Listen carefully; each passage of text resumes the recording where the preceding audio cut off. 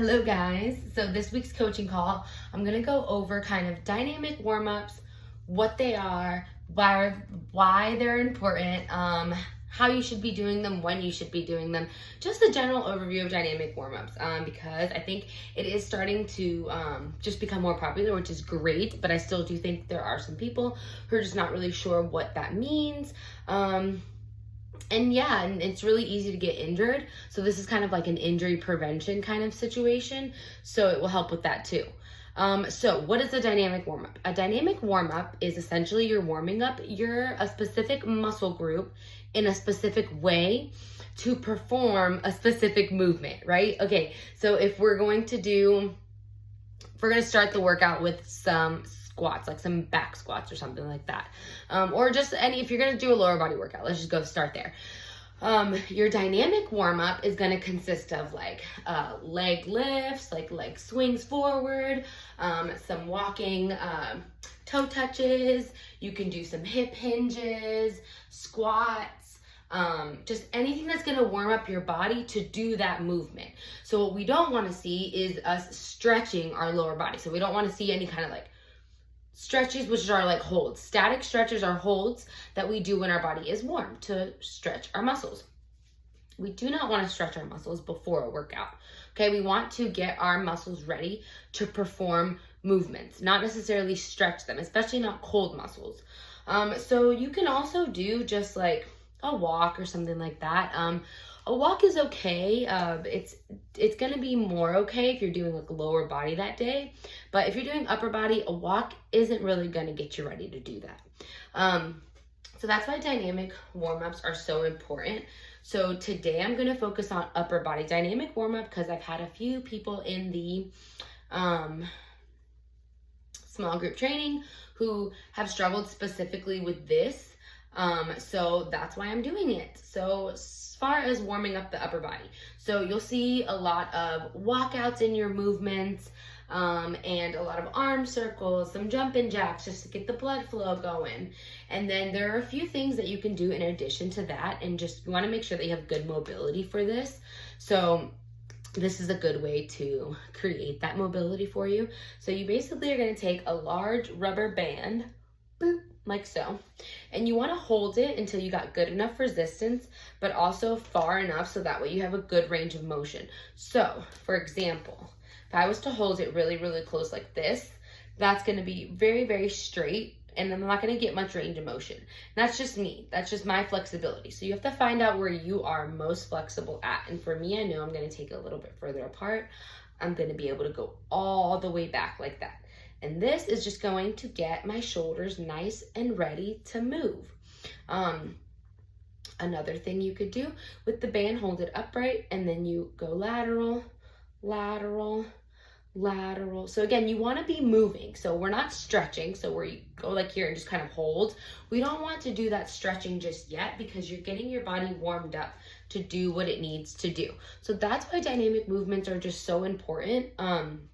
And then, the walkouts that we do. So if you've done the upper body videos, of course, in the small group training, walk out just on your hands. So we walk out and then we hold here and then we walk back up. That's a really good one to get the whole upper body nice and warm.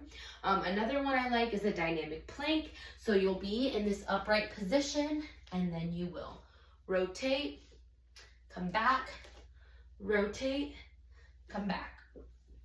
All right, arm circles, so jumping jacks. These are all good movements that are going to get blood flow for one, and specifically going to prepare the upper body for what you're about to do. So in addition to dynamic movements, you also want to always start with kind of like a warm-up set, I would say. So let's say you're going to do overhead presses and the program asks for 4 working sets of that. So the first set you do, let's say because you're writing this down, really, ideally, your program is asking you to write this stuff down. So last week you did overhead press with 15-pound dumbbells. So you know that you could start with 15-pound dumbbells. But what you want to do for that first warm-up set is just grab a set of 10s and bust out the movement like you would with the normal just overhead press. It's gonna feel lighter, yes. You're probably gonna be able to do a few extra reps, cool, but that's not the goal here. The goal here is just to get your body ready to do that movement with a heavier load. So rather than, let's say you didn't do any of this, let's say you didn't do any warm-up sets, any dynamic warm-up, and you just go straight to it and you're like, okay, last week I did 15 pounds, let's get those suckers. So you're probably gonna be able to do them, but it's not gonna feel great, number one. You're putting yourself at more risk for injury, number two, and then you're not getting the most out of your working sets because you're now using that first set as like your body getting ready to go. Rather, if you would have grabbed the 10s, gotten your body ready to go, then grab the 15s. Now that's your first working set. And then now your second set, you're already ready for a 17 or a 20 because you did those two first warm-up sets. As opposed to not doing it, then you would have grabbed the 15s. You would have felt like, okay, this feels okay. I'm going to keep using this weight. And then the second weight, the second set, you would have used the same weight because your body was still warming up to that. So those are the benefits of kind of doing the dynamic warm-up. It really helps the intensity and it helps with your progressive overload with your workout because you are warmed up. Being warmed up is very, very essential to your progress and to your workouts and to not getting injured. So yeah, lower body, same thing goes. Okay, so you want to just prep your body for what it's about to do. Now, I'm going to go into a little bit of another spectrum because I've had, again, a couple people in the small group training working on this or having issues with this. So I kind of wanted to tailor this last bit to that. Shoulder kind of tweaking or injuring or whatever you want to call it. So again, I'm going to just hone in on the importance of dynamically warming up your body. Do not get to the gym and grab your workout and look at the first 3 and you're like, nah, those are just the warm-up. They're not going to do anything for me. They do things for you. There is a point to the warm-up, not just to make your workout last longer. Okay? So do the warm-up, number one. And number two, there's a couple of extra things that you could do, like I showed you with the band.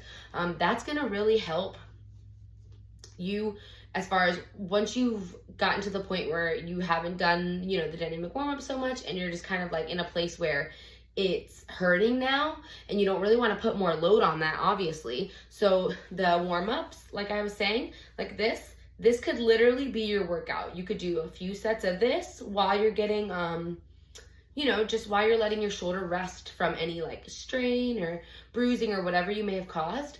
Holding the band like this, pulling it apart again, creating that tension, and just pushing it up over your head. So we're getting that same motion of an overhead press, but you're not actually pressing a load up over your head, And then whenever we get to here, we want to make sure that we're squeezing the traps in the back. So down, up. So if you can see, probably not, but here we push up, and then I'm squeezing my lats and dropping my lats. Okay, so we don't want them way up here. Okay, relax. And that's going to really help if you're already kind of feeling some issues in your shoulder. So I definitely recommend dropping any load that you're using and then just start implementing shoulder mobility work. Another really good one is just a pull apart. So you'll hold the band in front like this, and then you're going to pull the rubber band apart. So bring it together, pull it apart. Again, I'm going to show you from the back just so you can see how relaxed my shoulders are. Pull it apart. Boom. Pull it apart. Okay, pull it apart, and then maybe from the front so you can see, pull it apart. So relax the shoulders and pull it apart. And these are you can use a very light band. This is a medium band, I believe, but a thinner one would be even better because you're not really trying to work out the shoulders right now. You are just focusing on mobility work. Get those shoulders nice and loosened up, get them greased up. Giving them a break but still continuing the mobility work with them is the key, because you don't want to hurt your shoulders, for example, or tweak something and then you're like, that's it, I'm not doing anything with them because I don't want to hurt them. It's like yes and no. Yes, I do not recommend you load them while they're injured. Take it easy. You're not going to be doing overhead presses right now or lateral raises or anything of that sort. But stopping the mobility for them is just a very, very, very bad idea. So even though the movements don't feel like you're doing a lot or whatever, I definitely recommend you do these mobility movements, okay? A few others that you can do are some rear delt flies here. So lean forward and then you come out like this. So don't go way out, but just out to parallel, okay? So again, we're just keeping those shoulders nice and greased up, okay? Oops, yeah, that. And then you can even go this way.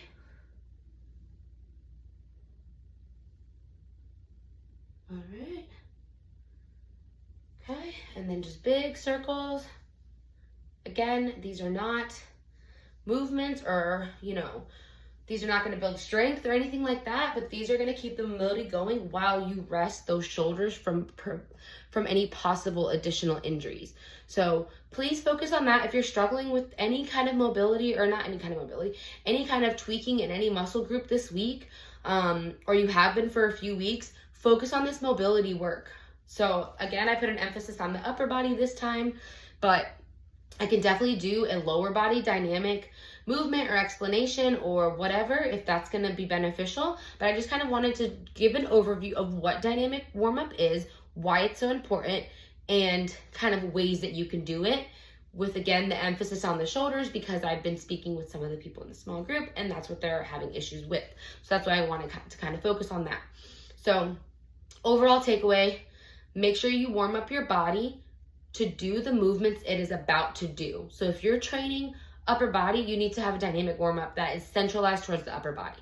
If you're training lower body that day, you need to have a dynamic warm-up that is centralized towards warming up the lower body with dynamic movement. So that means in motion. That is not static stretching, right? Static stretching is for after.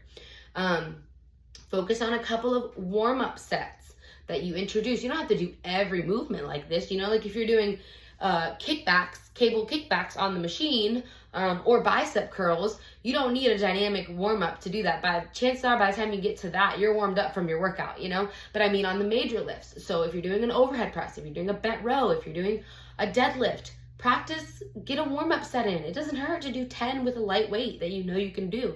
That way your body gets ready to go.